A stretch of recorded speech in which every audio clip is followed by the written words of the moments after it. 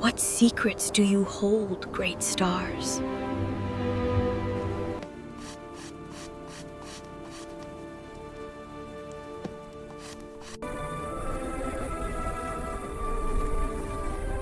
Imagine a world where a mind spreads the light of knowledge for centuries. A mind not only a master in medicine, but also in philosophy, logic, astronomy, mathematics, and the secrets of human nature. This was the mind of Ibn Sina, known in the West as Avicenna, a person whose books remain lessons for scholars even today, and whose life became a symbol of ultimate dedication to knowledge and research. Ibn Sina was born into a family of scholars in Bukhara. His father, Abdullah, was a wise man holding a respected position in the court, while his mother, Stada, was a learned and devout woman. The intellectual environment around him planted the seeds of love for knowledge and curiosity in young Ibn Sina's mind. From a very young age, Ibn Sina displayed extraordinary intelligence. While other children played, he looked at the sky and asked questions. Why are these stars shining? Where does this light come from? What is our place in the universe? His parents were often astonished at how deeply this little child pondered the world around him. Ibn Sina's early education was remarkable. By the age of 10, he had memorized the entire Quran and reflected deeply on its meanings. His memory and understanding were so advanced that whatever he studied became permanently etched in his mind. In addition, he gained early proficiency in Arabic literature, logic, philosophy, and mathematics. His teacher, Abu Abdallah al-Natili, was astonished when he first witnessed Ibn Sina's intelligence. For a 9-year-old to be so adept in philosophy and logic was unbelievable. Ibn Sina not only read the curriculum, but also asked questions and explored new ideas, leaving even his teachers impressed by his intellect. Ibn Sina's interest extended beyond books to medicine and the human body. He asked endless questions about anatomy, diseases, and treatments. His parents provided him access to Bukhara's largest library, filled with rare manuscripts, where he could study extensively. By the age of 16, Ibn Sina had become so skilled that even the city's physicians sought his advice. One famous incident describes how the ruler, Nahwa ibn Mansur, fell gravely ill, and Ibn Sina successfully treated him. Following this, he was granted access to the ruler's private library, a treasure trove of knowledge. There, Ibn Sina immersed himself in philosophy, medicine, logic, and astronomy, studying late into the night and often praying for divine guidance to enlighten his mind. Due to his exceptional abilities, by the age of 9, he was already reading philosophical works and forming new questions, and the writings of Al-Farabi opened new doors in his mind. During this period, his reputation spread across Bukhara and Khorasan, attracting scholars, students, and rulers seeking knowledge and insight. Ibn Sina believed that knowledge was not just a profession, but an act of worship and service to humanity.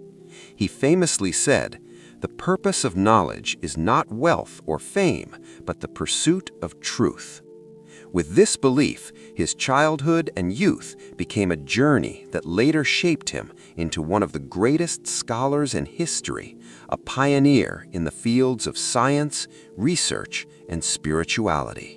By this time, he had stepped out of the curiosity of childhood into the phase of youth, filled with determination and insight. Ibn Sina was no longer just a talented student. He had become a scholar whose name shone as a symbol of knowledge and wisdom from Bukhara to Khorasan, Isfahan, and Hamadan. His mind was like a universe, and knowledge was as essential to him as breathing. He would say, "I have never considered knowledge as mere effort. Without knowledge, life feels like a burden." After successfully treating Nuh bin Mansur, the ruler of Bukhara, Ibn Sina's name echoed through every court. Despite his youth, great philosophers and physicians began to show respect before him. His words carried such depth that listeners were often left in awe. However, fame also invited envy. Court politics created obstacles for him, and the governance of Bukhara began to weaken. Ibn Sina decided to leave and travel to other centers of knowledge. Thus began a journey filled with learning, experience, and sacrifices. During his travels through Khwarezm, Jurjan, Hamadan, and Isfahan, Ibn Sina met many eminent scholars and scientists, including Abu Rayhan al-Biruni. Their discussions sometimes led to debates, yet they always maintained mutual respect for each other's knowledge. Later, he reached Jurjan, where he began composing his famous works. He then traveled to Hamadan, where fortune opened new doors for him. The ruler of Hamadan, Shams al-Dawla, was ill. After Ibn Sina successfully treated him, he was appointed as minister. This was the period when a scientist, physician, and philosopher also gained recognition as a state minister. Yet the lamp of knowledge is never completely safe from the storms of politics. His opponents plotted against him, and at one point he was imprisoned. But Ibn Sina's resolve was as strong as steel. Even in prison, he continued writing. It is said that he completed a portion of his famous book, Al-Shifa, the Book of Healing, while imprisoned. Contributions in astronomy, mathematics, and other sciences. Ibn Sina did not limit himself to medicine and philosophy. He made remarkable contributions to astronomy, mathematics, geography, and music. In astronomy, he studied the Earth's rotation, the motion of planets, and the reflection of light. In mathematics, he explored algebra philosophically, emphasizing that the universe is a structured mathematical system created by God. In philosophy, his perspective was based on the connection between intellect and soul. He believed that the perfection of the mind is tied to the soul, and the purpose of the soul is to attain closeness to God. He saw philosophy not as contrary to religion, but as its servant.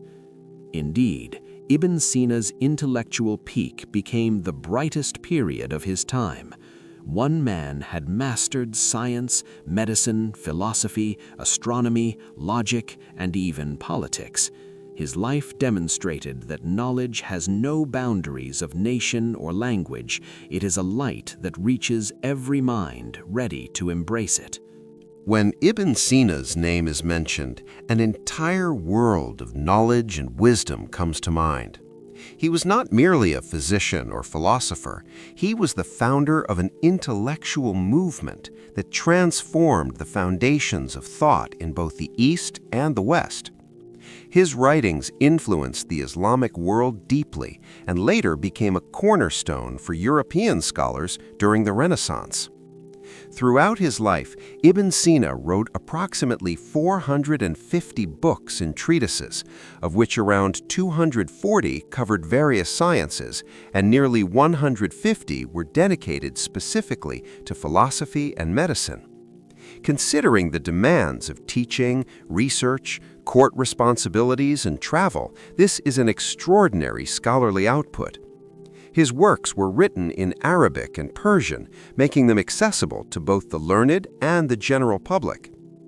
One of his most famous works in Persian is Danishnama-i Alai, a comprehensive encyclopedia aimed at common readers to understand philosophy, logic, and natural sciences in a simple and clear way. Another monumental work, Al-Qanun fi al-Tib, the Canon of Medicine, is a 5-volume medical encyclopedia covering the basic causes and structure of diseases, principles of treatment for common illnesses, anatomy and physiology, herbal medicine and compound drugs, experimental approaches to medicine. For 900 years, this book served as a core medical reference in Europe and the Middle East. Ibn Sina's emphasis on understanding the human body, preventative medicine, and experimental approaches was centuries ahead of his time. Al-Shifa, the Book of Healing, another of his major works, is an encyclopedic masterpiece encompassing philosophy, logic, natural sciences, and metaphysics. In it, Ibn Sina explored levels of existence and the relationship between matter and form, logical proofs of God's existence, the universe as a structured, necessary being created by God.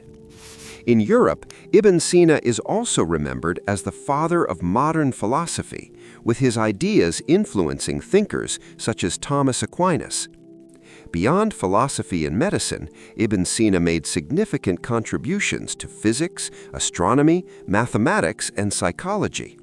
He studied motion, light, and sound, explained sound as vibrations in the air, which aligns closely with modern acoustic theory, and described light reflection and perception, laying the groundwork for optics. In astronomy, he explored the movement of the Earth and planets and the measurement of time.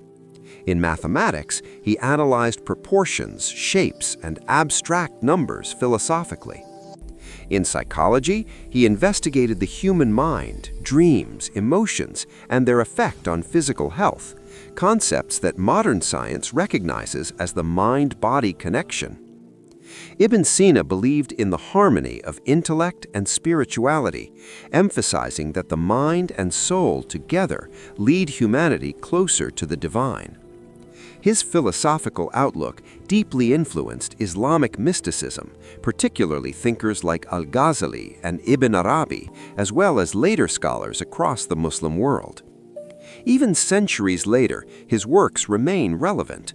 They are not just books, they are pillars of knowledge, forming the foundation for modern science, philosophy, and medicine. Ibn Sina proved that knowledge is not confined to the past, it is humanity's future. Ibn Sina's knowledge was never limited to books and theory. He was a man who turned knowledge into action. He combined the depth of a scientist, the vision of a philosopher, the spirituality of a mystic, and the wisdom of a statesman. This unique combination made him one of the few in history whose learning was inseparable from practical life. During his time in Hamadan, Ibn Sina served in the court of the ruler Shams al-Dawla as a trusted advisor and physician. Despite holding a political position, he remained humble, just, and devoted to knowledge. He often preferred discussing books and philosophy over political intrigues. Once, Shams al-Dawla asked him, "Sheikh, do you enjoy ruling more or studying?" Ibn Sina smiled and replied, "Where knowledge shines, even power becomes enlightened." Not everyone appreciated his integrity and wisdom. His opponents plotted against him, and at one point, he was even imprisoned. But captivity did not stop him. In fact, it became a source of productivity.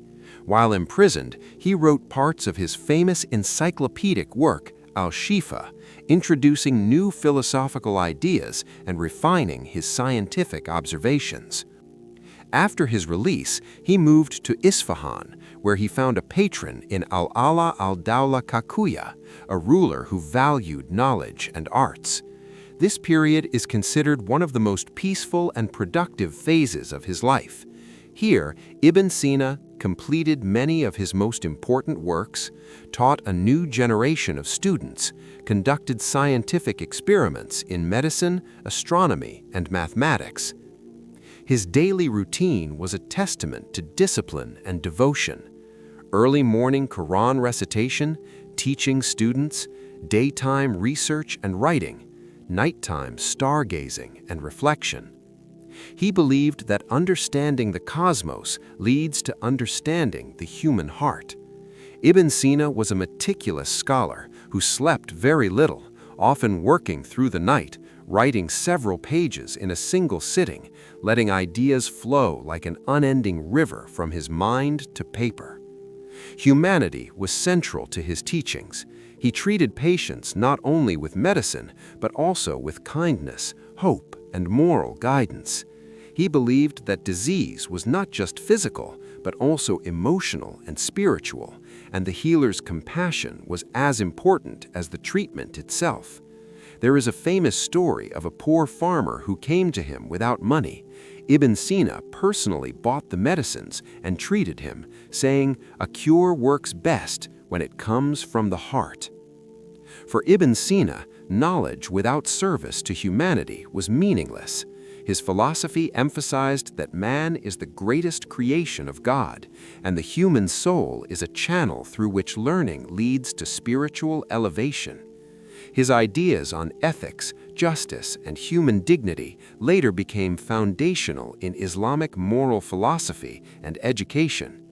Not only a philosopher and scientist, Ibn Sina was also a sensitive poet. His Persian verses reflect the harmony of intellect, soul, and art. One of his famous lines reads, "I am freed from the prison of the body, and my essence has returned to its creator." Through his practical life, Ibn Sina showed the world that knowledge is not just for personal gain, wealth, or fame. It is a tool for worship, service, and improving humanity. His sword was knowledge, which cut through the darkness of ignorance, and his humility and compassion made him a timeless role model. Now we reach the final days of Ibn Sina's life. Time waits for no one, yet some individuals, through their intellect and vision, transcend the limits of time itself. Ibn Sina was one of those eternal personalities. Though his body began to weaken, his intellectual light and scholarly insight shone brighter than ever. He devoted his entire youth, studies, teaching, and writings to knowledge and the service of humanity. When his illness grew severe, Ibn Sina decided to spend his remaining time in worship and charitable deeds. He distributed a large portion of his wealth among the poor, freed prisoners, and continued daily recitation of the Quran. Every morning, after performing ablution, he would go to the mosque to read the Quran and advise his students. Seek knowledge, but remember, the purpose of knowledge is to attain the understanding of God, not pride. One day, a student asked, "Master, you have mastered every field of knowledge in the world. Is there anything left?" Ibn Sina smiled and replied, "Yes, the greatest knowledge remains, to meet your Lord." Ibn Sina passed away at the age of 57 in 1037 CE, near Hamadan, completing his journey in this world. His compilation of works was completed in Hamadan, and even today, his mausoleum stands as a center of knowledge where people from around the world come to pay tribute to his greatness. His books and ideas remain alive to this day. They were translated from Arabic to Latin and reached the centers of learning in Europe. His ideas influenced not only Islamic philosophy, science, and medicine, but also laid the foundation for Western education from the 12th to the 18th century. Even today, when we talk about modern medical science, pharmacology, or psychology, Ibn Sina's name shines brightly. His insights provided the foundation for understanding the connection between the human body and mind, and his philosophical vision continues to guide the relationship between knowledge and faith. If you enjoyed this historical and scholarly story of Ibn Sina, like this video, subscribe to the channel Noor-e-Haramain, and share it with friends who love knowledge and history. Make sure to comment and let us know which great Muslim scientist's life you want to see in the next video. May Allah grant you knowledge and the ability to act upon it, and always keep you in His protection.